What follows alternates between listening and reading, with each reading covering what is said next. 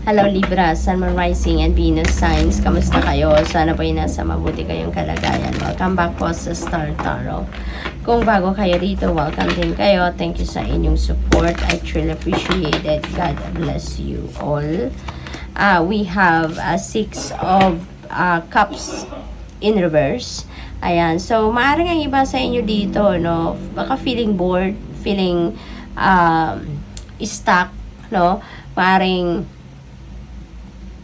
stuck pa kayo sa inyong nakaraan. Kaya nahihirapan kayong mag-move forward sa buhay.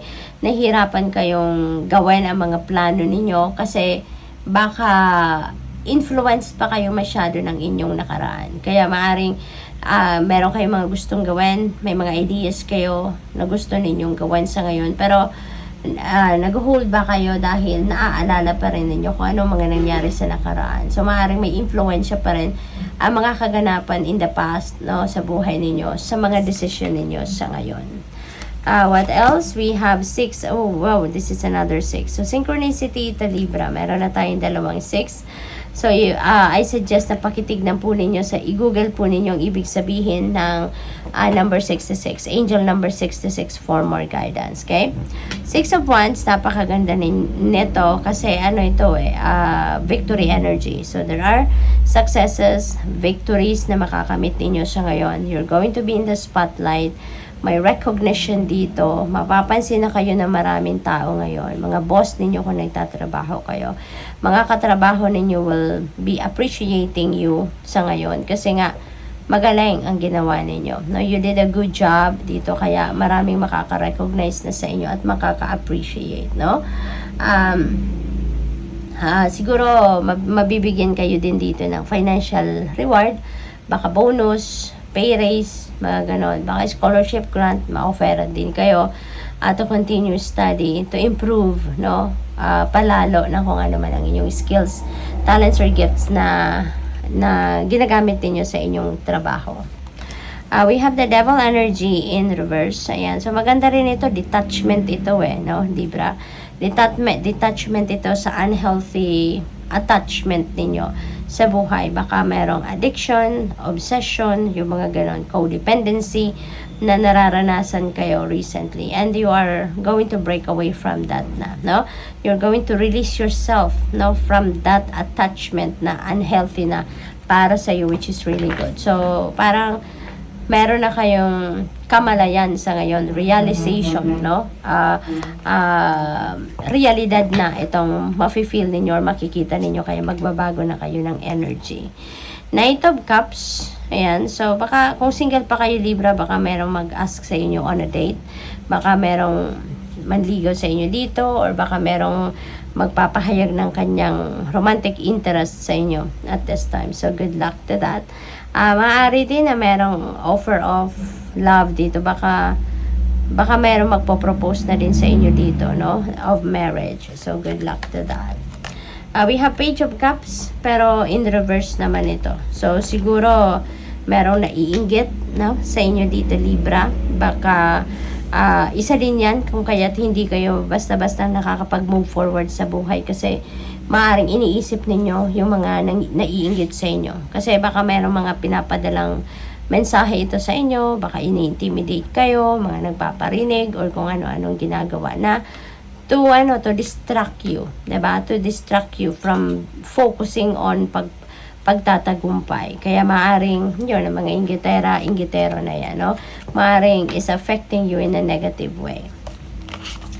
We have 2 of Pentacles. Ayan, multitasking kayo, no? Marami kayong ginagawa, it's either maraming ginagawa or maraming opportunity ngayon ang ginajuggle ninyo, or siguro trabaho, obligasyon, responsibilidad, ang dami-daming inaasikaso ninyo na tinitignan here and there. So, there is imbalance sa buhay for some of you dito, Libra. So, this is also asking you to bring the balance back in your life, okay? Pag-aralan ninyo kung paano ninyo mamamanage ng mas maayos ang mga obligasyon, responsibilidad, at kung ano-ano pang mga nandiyan dyan, no, na kailangan ninyong sikapan.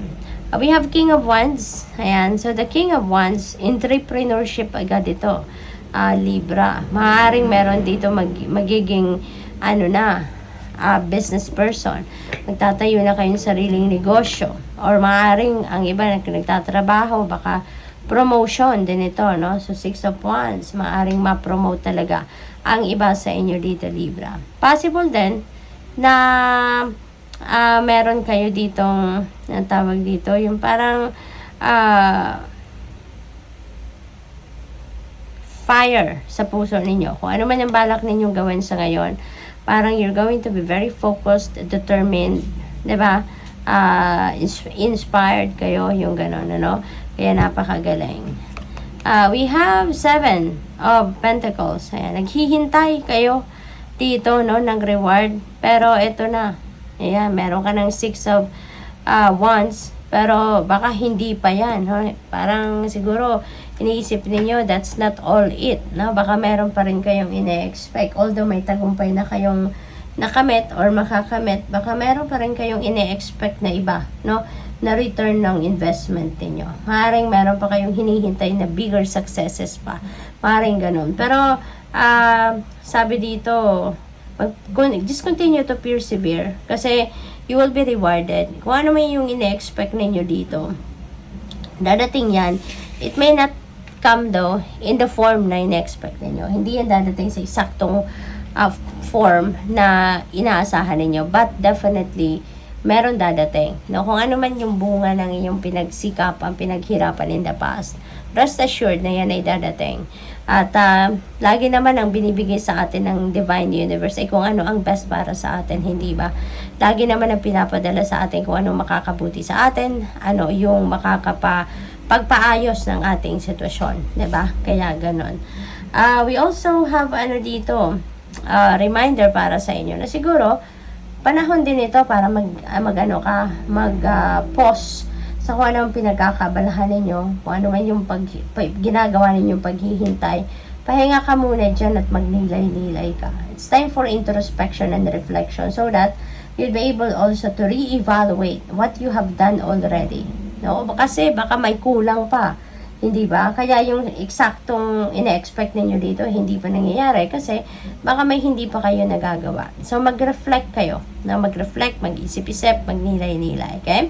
So, good luck. Thank you for watching. Love and light. Namaste.